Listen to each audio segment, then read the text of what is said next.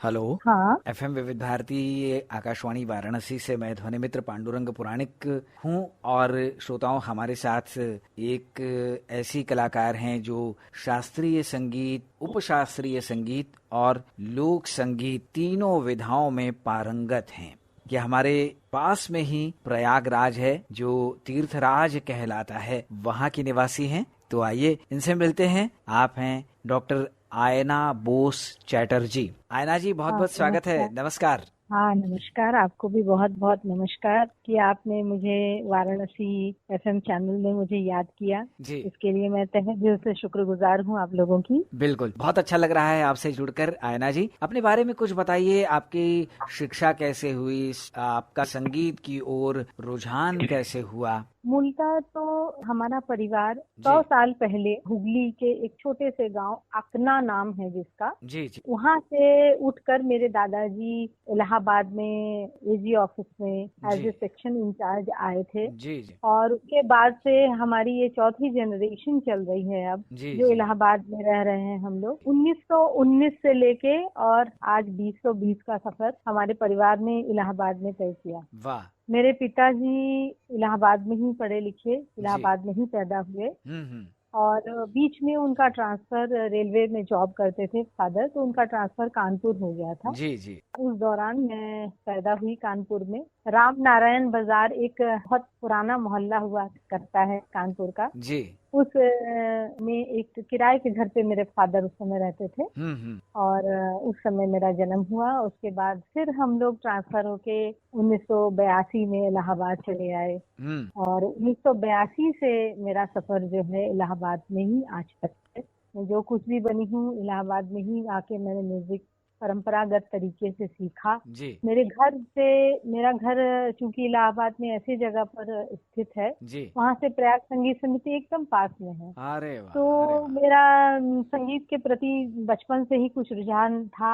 जी। और मेरे चाचा लोग जया भादड़ी जी के साथ थिएटर किए हुए हैं। अरे वाह। फैमिली में थिएटर का बैकग्राउंड रहा है जी हमारे जी यहाँ जी शुरू से। जी और काव्य पाठ बहुत अच्छा करते थे हमारे चाचा। ऑल वेस्ट बंगाल में काफी सारे उन्होंने, रोबिन बोस जी ने बहुत प्राइज जीते हैं। जी जी। तो वो एक माहौल बचपन से थोड़ा थोड़ा देखा। एक मौसेरे भाई थे जो निखिल बनर्जी जी के पास सितार सीखते थे, अरे वाह। उनको बचपन से रियाज करते सुना। तो एक थोड़ा थोड़ा करके मेरे अंदर वो बीज पनपता गया। जी जी। तो मुझे भी नहीं मालूम था। और मैं काफी अल्हड़ टाइप की लड़की थी और बहुत दुष्ट माँ कहती थी।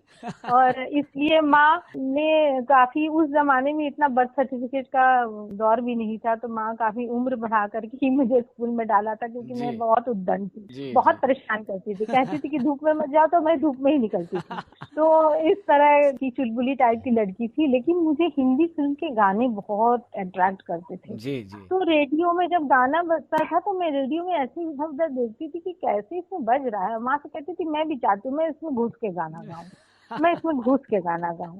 तो कानपुर में तो काफी सब चीजें दूर था, जी इतना माँ से हिंदी बोल नहीं पाती थी। जी जी तो इतना फादर का ट्रांसफर, इधर उधर उनका टूरिंग का वाला जॉब था, तो इसके लिए इतना मतलब चीजें मुहैया नहीं हो पाई मुझे। जी तो जी। अब जब हम इलाहाबाद आए और पास में ही समिति थी, तो वहाँ पे समिति में एडमिशन हुआ। हम्म। फिर मैं समिति में ही धीरे धीरे मैंने क्लासिकल की पहली जो लेसन्स है वहाँ से शुरू किया। जी जी उसके बाद धीरे धीरे जो है कि एस के घोष जी के क्लास में सीखा और पीडी विश्वकर्मा जी के क्लास में सीखा। इस तरह करते करते एक बार जो है मेरे एक मित्र हैं, उन्होंने बोला कि अरे तुम कुछ घराने में सीखो, तुम्हारी आवाज में इतना अच्छा दम है। जी तो जी वो मुझे लेके गए पंडित प्रेम कुमार मलिक जी के पास, जो दरभंगा घराने के बहुत ही मूर्धन्य कलाकार हैं जी जी। और इलाहाबाद विश्वविद्यालय के वो प्रोफेसर भी हैं। हम्म। और इस तरह से उनसे मेरी शिक्षा शुरू हुई। और उसके बाद धीरे धीरे जब उन्होंने देखा कि मेरी आवाज में काफी जवारी है, तो उन्होंने मुझे ध्रुपद भी सिखाया। और मैं वाराणसी के राष्ट्रीय प्रसिद्ध समारोह ध्रुपद मेले में भी मैं वाह, 4 मई 2000 में गा चुकी हूँ। क्या बात है। वहाँ एज ए सोलो सिंगर मैंने वाराणसी से अपना अध्याय खोला था। वाह। और आज भी माँ और संकट मोचन की कृपा से वो अध्याय चल रहा है। वाह। काफी ऊपर नीचे लाइफ में सबके आते हैं, मेरे भी आए। जी जी और जी उसके बाद भी संगीत से जो मेरा जुड़ाव है वो सिर्फ किसी नौकरी या किसी चीज को पाने का जुड़ाव नहीं है। जी। मेरे साथ जो संगीत का जुड़ाव है वो मेरी सांस का जुड़ाव है। वाह वाह। जब तक मेरी सांस है तब तक शायद संगीत मेरे साथ रहेगा। क्या बात है। और एक नाम मुझे जरूर लेना चाहिए जी कुछ दिनों मैंने पंडित सुरेंद्र मोहन मिश्र जी जी उनका जी नाम है जी जी जी रामापुरा में जी, बनारस में। किशोर मिश्रा जी जी बहुत अच्छे टीचर हैं वो। उनसे भी मैंने कुछ दिन सीखा है। जी जी जी लेकिन मेरी मूलता पूरी जो शिक्षा आप कह सकते हैं ध्रुपद और ख्याल या ठुमरी दादरा ये सारी विधाएं मैंने जो है पंडित प्रेम कुमार मलिक जी से सीखी हैं। जी जी और जी उन्होंने काफी मतलब मेरे तरह बैकग्राउंड ना होते हुए भी जी। उन्होंने मुझे अच्छे से सिखाया और मेहनत करवाया। बिल्कुल, तो निश्चित रूप से ये बहुत अच्छी बात है और उस संगीत को आप संजोए हुए हैं, उसका संरक्षण कर रही हैं, प्रचार प्रसार कर रही हैं, आगे बढ़ा रही हैं। और निश्चित रूप से संगीत तो ऐसा है कि वो आनंद के सागर में हिलोरे जब उठने लगते हैं, जब तरंगे उठने लगती हैं, तो वो अपूर्व आनंद देने वाला होता है। आप ने उपशास्त्रीय संगीत भी सीखा और उसी तौर पे ही मैं बताना चाहूंगी जी कि इसी तरह से जब मैं काफी एग्जाम पास करके संगीत प्रवीण हो गई और जी एमए भी हो गया तो इस तरह से फिर एक साल ये ऐसा हुआ कि प्रयाग संगीत समिति ने हमें एग्जामिनर के रूप में याद किया। जी जी उन दिनों असिस्टेंट रजिस्ट्रार आपके गिरीश चंद्र श्रीवास्तव जी हुआ करते थे। जी जी तो उन्होंने बोला कि बेटा आपको बड़ी जिम्मेदारी दी जा रही है, आप जरा बनारस में एग्जाम लेके आइए। तो बनारस जाना ही शास्त्रीय संगीत के किसी भी कलाकार के लिए बड़े सौभाग्य की बात होती है। तो मैं तो उस समय उम्र कम थी तो इतना समझ भी नहीं था कि कैसा क्या होना चाहिए और नहीं होना चाहिए। तो उन्होंने भेजा और मैं गई और आप बिलीव नहीं करेंगे ऐसे ऐसे कलाकार अपने बच्चों को अपने स्टूडेंट्स को लेके आ रहे थे मेरे सामने जिनकी मैं दिल से बहुत कायल थी। उसी तरह से मैं बचपन में ही एक बार टीवी में देखी थी विदुषी पूर्णिमा चौधरी जी को। और उनका एक ठुमरी जो मुझे बहुत अट्रैक्ट करता था, सांची कहो मोसे बतिया। क्या बात है, क्या वो बात सुनने के बाद से मैं बहुत उनकी कायल थी। और वो एक संगीत विद्यालय है आपका सोनारपुरा में, वहाँ पर वो अपनी स्टूडेंट को लेके आई थी। पंडित विनोद मिश्र जी उसके साथ संगत करने आए। और वहाँ पर मैं उनको देख रही थी। ये मैं वो सेंटर सुपरिटेंडेंट से भी पूछी कि मैम ये पूर्णिमा चौधरी ही है? तो बोली हाँ ये पूर्णिमा दीदी ही है। तो मैंने कहा अच्छा आप जानती हैं मेरा जिंदगी का बहुत बड़ा सपना है इनसे मिलना। और आज आपके यहाँ आके मुझे मालूम नहीं था कि मेरा सपना ऐसे पूरा हो जाएगा। और कोई विश्वास नहीं करेगा जब उन्होंने पास में आए, मैं पास गई, पैर छुआ और उन्होंने मुझे गले से लगाया। एक एग्जामिनर के रूप में होने के बाद भी मेरे अंदर खुशी के आंसू मेरे आंख से झलक पड़े। वहाँ स्टूडेंट सारे लोग मुझे देख रहे थे, अवाक हो गए ये रो क्यों रही है। मैं रो नहीं रही थी, मैं अंदर से इतनी खुश थी कि मैं कह नहीं सकती। बिल्कुल भाव विभोर थी मैं। और मतलब उसका मैं शब्दों में वर्णन ही नहीं कर सकती।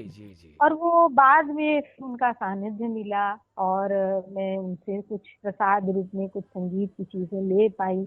ये मेरे लिए बहुत बड़ी बात थी। क्या बात है। तो निश्चित रूप से जो आपने अवसर मिला उसका लाभ उठाया और विदुषी पूर्णिमा चौधरी जी से सीखा। विदुषी पूर्णिमा चौधरी जी की भी आवाज और उनकी कला के तो बहुत सारे श्रोता कायल हैं, दीवाने हैं। आकाशवाणी वाराणसी में भी वो बराबर आया करती थी और बहुत सारी रिकॉर्डिंग्स उनकी हम लोग प्रसारित भी करते हैं। बहुत आनंद आता है श्रोताओं को सुनने में। आपने जो सीखा है हम चाहते हैं कि यहाँ पर कुछ हमारे श्रोताओं को सुनाइए ना। हाँ। पूर्णिमा जी का एक बहुत खास दादरा है, इसको वो अक्सर गाया करती थी। मैं इसकी 2 लाइन जरा गुनगुना रही हूँ। बिल्कुल।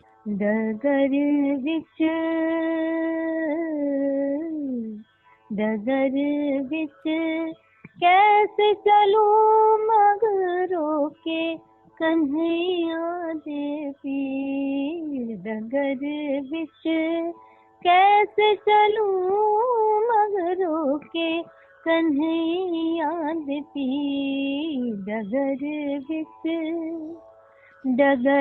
विच कैसे चलूं मगरों के रिहा मगरों के कन्हैया ते पीर डगर विच कैसे चलूं मगरों के कन्हैया ते पीर डगर विच। क्या बात है। पूर्णिमा चौधरी जी की और किन किन चीजों को आपने आत्मसात किया? बहुत सारी चीजें। पूर्णिमा जी को तो बीच में वो कलकत्ता बनारस छोड़ के कलकत्ता चली गई थी। बनारस में जब तक थी तब तक तो मैं नहीं सीख पाई, लेकिन जब वो कलकत्ता चली गई और बीच बीच में वो इलाहाबाद में किसी प्रोग्राम के तहत या किसी वर्कशॉप के तहत आती थी तो मुझे जरूर फोन कर देती थी कि बेटा तुम आ जाओ। तो होटल में भी बैठ के और अलग अलग जगह काफी होरी वगैरह और कुछ ठुमरियाँ, कुछ कैसी दादरा तो उन्होंने बहुत बहुत खाए मुझे। काफी सारा दादरा मैंने उनसे सीखा है। और उनकी, क्योंकि मैं 2-2.5 साल उनसे तालीम ले पाई थी, तो उनकी डेथ कर जाने के बाद उनके हस्बैंड ने मुझे बोला जो तुम्हारी तालीम कुछ अधूरी रह गई है, कभी भी तुम कलकत्ता आओ तो तुम बताना। मैं उनकी कुछ बहुत सारी रिकॉर्डिंग्स मेरे पास है बेटा, वो तुम लेते जाना। और वो लास्ट डे तक यही बोलने लगी हमें कि हॉस्पिटल में भी कि उस लड़की को मैंने 1 महीने के लिए बुलाया था और आज मैं बीमार होके हॉस्पिटल में पड़ी हूँ। तो कहीं मेरी तालीम उनसे अधूरी रह गई। आज भी इच्छा है दिल में कि मैं बनारस की इन चीजों को कुछ और आत्मसात कर पाती तो मेरे लिए बहुत फायदेमंद रहता। बिल्कुल बिल्कुल। आप आकाशवाणी से किस तरह जुड़ी? आकाशवाणी के कार्यक्रम की कुछ? आकाशवाणी में तो मैं छोटी बच्ची जुड़ी थी। इलाहाबाद में जब आई तो बहुत ज्यादा एज नहीं थी मेरी। तो बाल संघ कार्यक्रम में मैं जुड़ी। उस समय बाल संघ में आपके शैलेश जी भैया हुआ करते। तो बहुत साल वो उसमें भी मैंने पार्टिसिपेट किया। फिर सन 88 में पहली बार मैं ऑडिशन दे करके युवा वाणी की कलाकार बनी। शास्त्रीय संगीत में ऑडिशन दिया था और मैं युवा वाणी की कलाकार थी और कई सारे मैंने करीब 6-7 साल तक शास्त्रीय संगीत गाया युवा वाणी में। 15 मिनट का कट आता था। आपने बहुत सारे संगीत सम्मेलनों में हिस्सा लिया है, बहुत सारे मंचों पर अपनी कला का प्रदर्शन किया है। हाँ, मैं अवध संध्या लखनऊ में भी जा चुकी हूँ। और आपका ताज महोत्सव में भी प्रस्तुतियाँ दी हैं।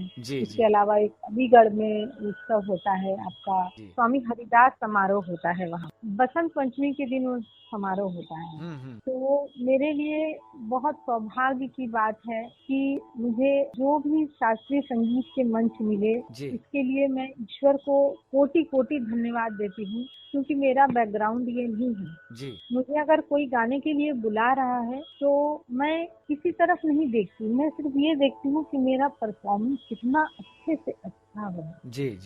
मुझे कहाँ पर रख रहा है, कौन मुझे क्या दे रहा है, मुझे उसकी कोई परवाह नहीं है। मुझे सिर्फ एक ध्येय, मेरा उद्देश्य रहता है कि मेरे लिए झंडा लेके चलने वाला कोई नहीं है। मेरा झंडा मुझे खुद ही लेके चलना पड़ेगा। बिल्कुल। तो इसलिए बेहतर है कि मैं अपना परफॉर्मेंस लेवल बहुत अच्छा रखूं और अपना व्यवहार सबसे अच्छा बना के रखूं। तो तभी मैं शास्त्रीय संगीत में या उपशास्त्रीय में या संगीत जगत में ही मैं कह दूं तो तब मैं उसकी छाती में कहीं एक छोटा सा स्थान बनाने लायक बन पाऊंगी। बिल्कुल। संगीत में रियाज का बड़ा महत्व होता है, तो रोज रियाज के लिए समय निकाल लेती हैं? जी हाँ, जिस चीज को आप पसंद करते होंगे तो वो चीज के लिए आप समय निकालेंगे भी, कैसे भी करके निकालेंगे। तो एक समय ऐसा आया मेरी जिंदगी में कि जिस समय जब मुझे लगता था कि मैं शायद आगे नहीं कर पाऊंगी। मेरी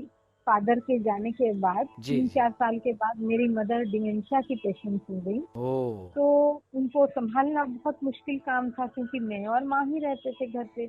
तो उस दौरान मैंने काफी सारे आइडल्स तय किए जिंदगी के कि तानपुरा मिला के मैंने मैनुअल रखा और माँ को देखा कि उनके कपड़े गंदे हो गए तो तानपुरा छोड़ के मैं तुरंत दौड़ी, क्योंकि करने वाला कोई नहीं था और माँ को मेरी जरूरत थी। तो माँ ने बहुत किया है मेरे लिए, बहुत किया है। मैं उसकी जितना भी मैं उसको बोलूँ वो बहुत ही थोड़ा सा होगा। सही बात है। मैं आज शास्त्रीय संगीत के जगत में अगर 5 लोग भी मुझे जानते हैं तो उसके लिए मेरी माँ के अथक प्रयास है। बिल्कुल। सही बात है। और माँ से बढ़कर तो कोई इस दुनिया में हो ही नहीं सकता। उनका जो स्थान है वो उसकी तुलना किसी से भी नहीं की जा सकती है, कोई बराबरी नहीं कर सकता है। तो निश्चित रूप से जो ऐसी माँ है उनको तो हम भी प्रणाम करना चाहेंगे। और जो संगीत की आपकी धारा बह रही है, आप निरंतर उसके संरक्षण के लिए, उसके प्रचार प्रसार के लिए प्रयासरत हैं।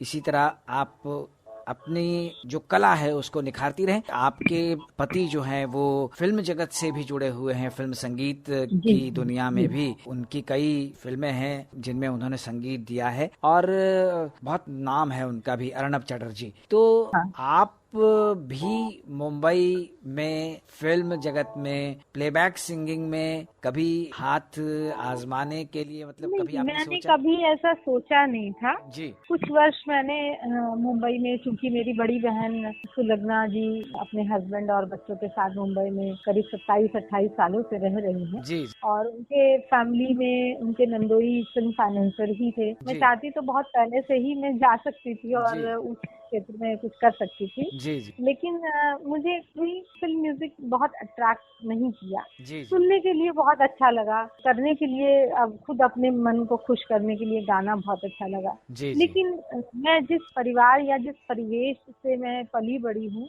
वहाँ पर जिस तरह की चीजें हैं, अब तो गायक भी एक जगह बैठ के नहीं गाते, वो डांस करते रहते हैं। जी जी तो हम लोग जब आए, जिस तरह के प्लेटफॉर्म हम लोगों ने देखा, तो घर पे मुझे लगा कि शायद मेरे पेरेंट्स इस चीज को एक्सेप्ट ना करें, जी नहीं जी करेंगे। तो मैं जो करना चाहती हूँ, तो मुझे क्लासिकल फील्ड बहुत प्रिय था शुरू से ही, जी तो मैं उससे ही कुछ करना चाहती थी। अब हस्बैंड हैं, वो बहुत ही अच्छे इंसान हैं, जी मैं जितना भी बोलूँ शायद वो कम होगा। जी जी मुझे जब मतलब उनकी जरूरत पड़ी है, तो मैंने हमेशा उनको अपने बगल पाया है। बिल्कुल कभी 3 सालों में मुझे ऐसा नहीं लगा कि मतलब हम लोग अलग अलग शहरों में डिस्टेंस रिलेशनशिप में जीते हैं। मैं इलाहाबाद में रहती हूँ जी जी और वो मुंबई में रहते हैं। जी लेकिन पता नहीं, ये ईश्वर का शायद आशीर्वाद ही है कि जब मैं ऐसे महसूस करती हूँ कि मैं अकेली पड़ रही हूँ, तो जैसे उनका हमेशा एक हाथ आके मेरे कंधे पर रखने, नहीं मैं हूँ। तो ये मेरे लिए बहुत बड़े सौभाग्य की बात है कि मुझे ऐसे हस्बैंड मिले, क्या और जी उनकी पूरी फैमिली, जी वो सब चाहते हैं कि मैं कुछ करूँ। तो ये मेरे लिए बहुत बड़ी बात है कि इतने सालों संघर्ष करने के बाद एक ऐसा परिवार मुझे मिला जो मेरे संघर्ष को और आगे फलीभूत, उसको एक प्लेटफॉर्म पाते हुए देखना जी चाहता जी है। तो मेरे लिए क्लासिकल ही सर्वोपरि है।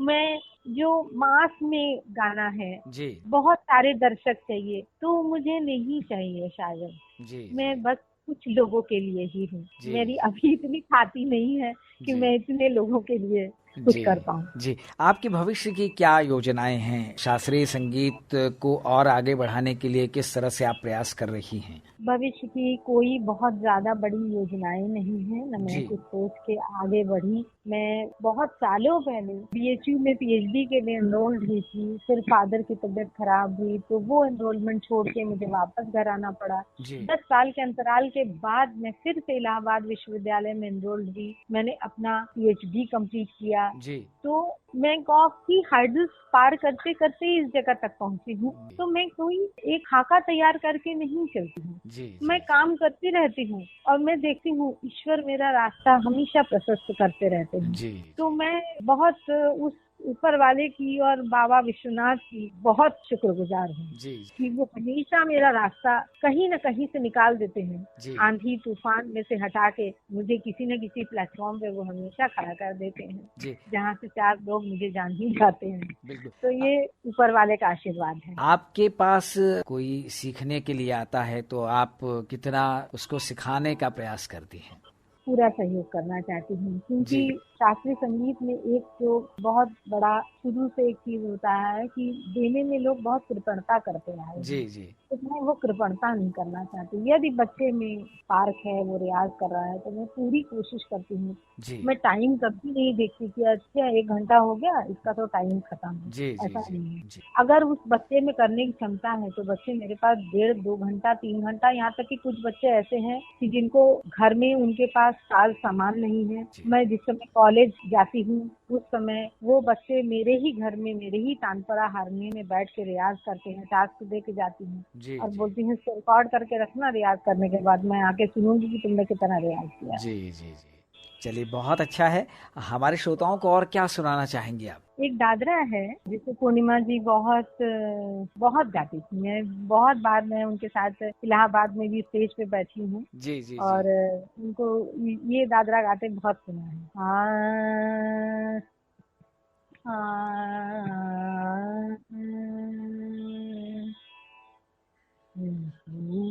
दर्दा के पाले पड़ी गुइया, बेदर्दा के पाले पड़ी गुइया, मुँह से भरा बेगगरिया, मुँह से भरावे, मुँह से भरावे, मुँह से भरावे, मुँह से भरावे, मुँह से भरावे गगरिया, हाय रामा मुँह से भरावे गगरिया, ऐसो बेदर्दा के, ऐसो बेदर्दा के, ऐसो बेदर्दा के पाली पड़ी हुइया, मुँह से भरा गगरिया, गगरी भरत मोरी कमर लचक गई, गगरी भरत मोरी कमर लचक गई, कमर लचक गई, कमर लचक गई, गगरी भरत मोरी कमर लचक गई, भीगी लाली चुनरिया, होए रामा भीगी लाली चुनरिया, ऐसो बेदर्दा के आले पड़ी हुइया, ऐसो बेदर्दा के पाले पड़ी हुइया, मुँह से भरावे गगरिया। वाह क्या बात है। बहुत अच्छा लगा। डॉक्टर आयना बोस चटर्जी हमारे साथ थी। आपने आयना जी कहा कि फिल्म संगीत सुनना बहुत अच्छा लगता है, तो आपकी पसंद का एक फिल्मी गाना हम श्रोताओं तक जरूर पहुंचाना चाहेंगे। कौन सा गीत है बताइए?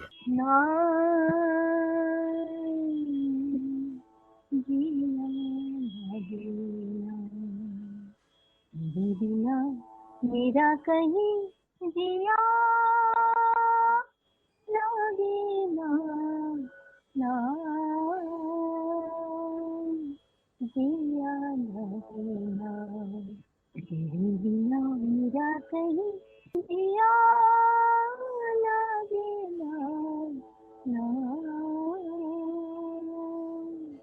जिया लागे ना,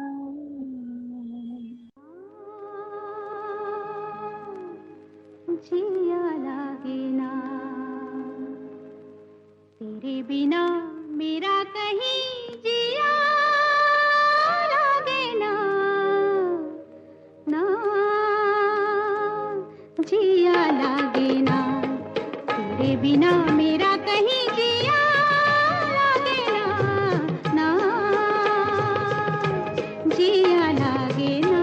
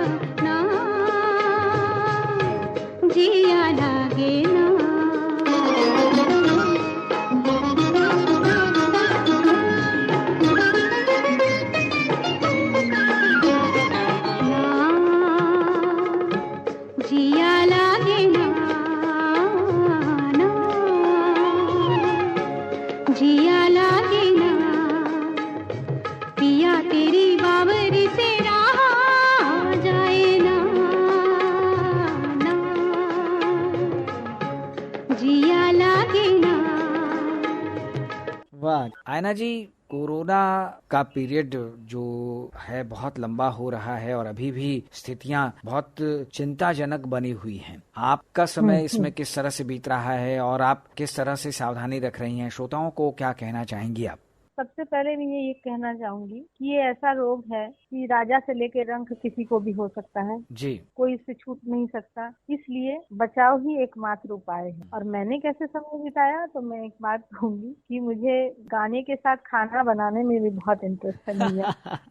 वाह। तो मैंने हर वो बंगाली डिश जी। जो माँ ने मुझे कभी सिखाया था, देखा था माँ को बनाते हुए, जी। उन पे मैंने खूब हाथ आजमाया। और मतलब वो छेने के रसगुल्ले से लेके और मोचा घंटों से लेके वाह। और क्या बोलते हैं, पनीर के अंदर में एक अच्छा सा स्टफ भर के जो एक मम्मी पनीर की सब्जियां बनाया करती थी। वाह वाह वाह। क्या नहीं, मैं तो ऐसी ऐसी चीजों का नाम भी नहीं बता सकती। जी। मतलब माँ ने बहुत कच्चे केले का कोफ्ता, बहुत सारी चीजें, कटलेट्स तो मैंने कम से कम 20-25 तरह के बनाए। जी जी अपने जी। हस्बैंड को खूब खिलाया। लोगों को बांटा भी। जी तो जी। खाना और गाना ये दो मेरी पहली पसंद है। वाह क्या बात है। तो और गीत भी मैंने खुद भी कंपोज किए, कुछ जी नट भैरव में जी और जी रागेश्वरी में, जी जी। यमन में, कई सारे रागों में मैंने अपनी खुद की बंदिशें बनाई। वाह वाह 3 वाह। नए तराना मैंने गढ़ा। अब वो नए कोई बच्चे आएंगे तो उनको मैं सिखाऊंगी। वाह वाह। और एक पुस्तक का भी थोड़ा काम चल चल रहा है, वो लगता है आगे पूरा हो जाएगा। हमारे। लॉकडाउन में ज्यादातर घर के अंदर ही रही हूँ, जी जी बाहर कम गई हूँ। बस जितनी जरूरत की चीजें थी उतना लेने के भर ही मैं घर से बाहर निकली हूँ, मैं नहीं निकली हूँ जी ज्यादा। जी। ये और सारी। सबसे भी मैं कहूंगी कि जी कम से कम बाहर निकलें। जी जी जी। तो श्रोताओं के लिए भी ये अनुकरणीय है कि आप घर में रहें और अच्छी अच्छी चीजें बना के परिवार वालों को खिलाएं भी खाएं भी। आपने कहा है कि यदि शिष्य में वो दम है, वो लगन है, तो गुरु कभी भी पीछे नहीं रहते, पूरी तरह अपने शिष्य पर। हाँ, मैं लगी रही और आज जी तक भी लगी हुई हूँ जी कि जी मैं जी किसी भी तरह से जो है शास्त्रीय संगीत की जहाँ जो भी मिलता है जी वर्कशॉप, अगर मुझे पता चला कैलकाटा में है जी जी तो जी मैं अब्दुल रशीद खान साहब का वर्कशॉप करने भी पहुंच जाती थी। जी जी तो माँ ने इस सब चीज में बड़ा हेल्प किया। जी तो पंडित ने तो एक एक राग में मेरे पास इतनी मतलब खजाना बनता ही चला गया, मैं तो जी कह जी सकती हूँ। जी। चलिए बहुत अच्छा है। तो इसी तरह आप अपने कार्य में लगी रहें और शास्त्रीय संगीत जो हमारे देश की विशेष पहचान है उसको जी और समृद्ध करने में अपना योगदान देती रहें। हम डॉक्टर आयना बोस चटर्जी जी आपको ढेर सारा धन्यवाद दे देते हैं। अब ध्वनि मित्र पांडुरंग पुराणिक को दीजिए अनुमति। नमस्कार। जी, नमस्कार, थैंक यू।